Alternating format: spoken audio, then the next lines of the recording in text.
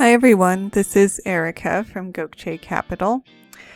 Today we're going to talk about 4 ways to make money from your land. This is part of our Gokche Tips series, so if you have any other questions about vacant land, you may want to check out some of our other videos. So the first option is to sell your land with owner financing. So if you're thinking of selling already, you may want to consider offering owner financing to your buyers. This will let you create a monthly income for at least a few years, and it'll also make it easier to sell your property. And we do this all the time. We sell all of our properties with an owner financing option. And we like it a lot for this reason, that you can get a long-term monthly income stream from the property. And if you wanted to look at some examples of owner financing terms, you can check out our listing page or any one of our properties to see how we've structured our owner financing terms.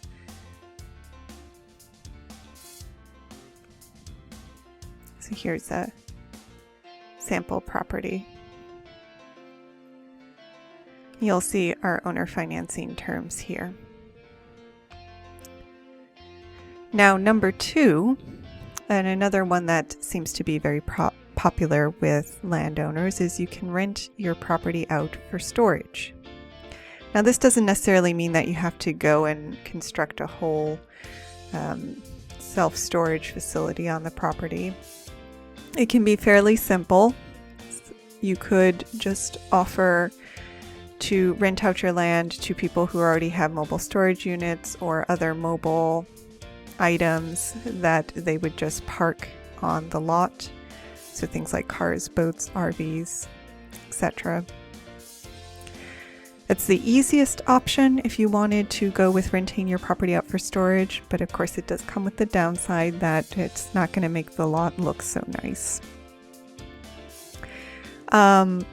In some areas you may also be able to add mini storage units to the lot. So again, you're not creating a whole self-storage facility, but you are actually setting up units where people can put their items in.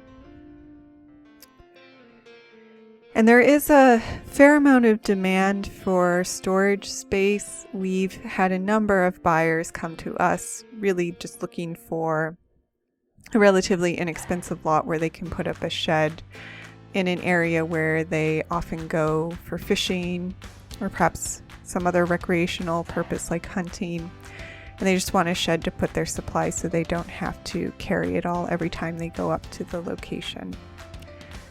So that's an example. If you didn't want to sell it to someone to have so that they could put their own shed on it, you could offer to store their materials in a shed that you've put on the lot yourself. Now, as with any strategy that centers around property use, you do want to make sure that you're in compliance with local laws if you're doing that. And again, storage can become a bit of an eyesore, so another thing to consider is your relationship with your neighbors and who the surrounding property owners are. A third idea is to lease the property to a neighbor or farmer.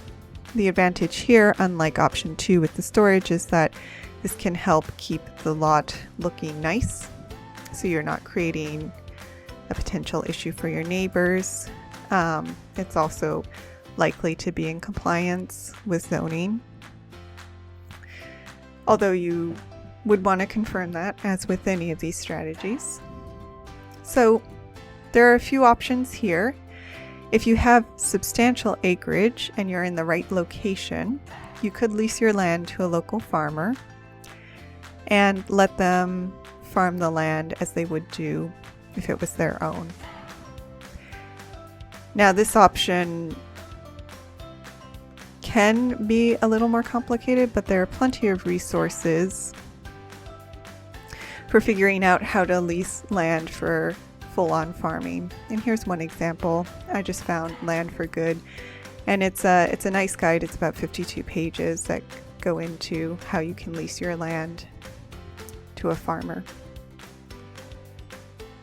There are simpler options as well. So if you don't have enough land for farming, or you think it's too complicated to work out a whole lease structure for actual farm, the simpler options would be just to lease the land for grazing.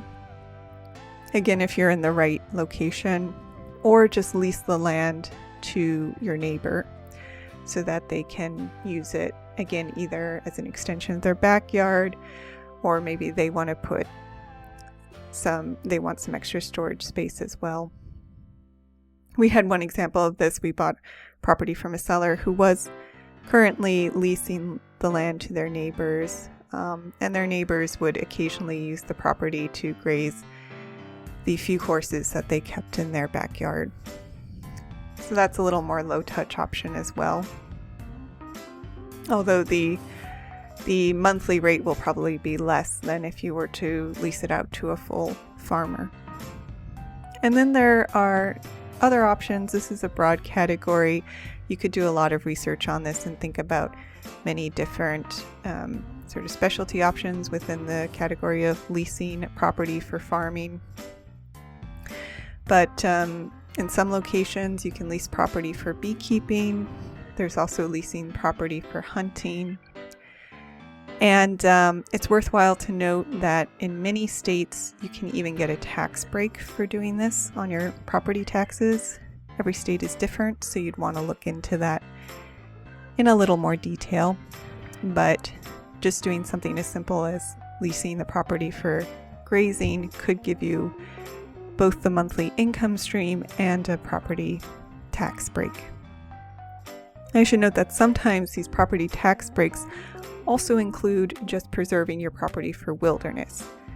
So if you wanted to go that route, it may not give you monthly income, but at least you may be able to get a tax break.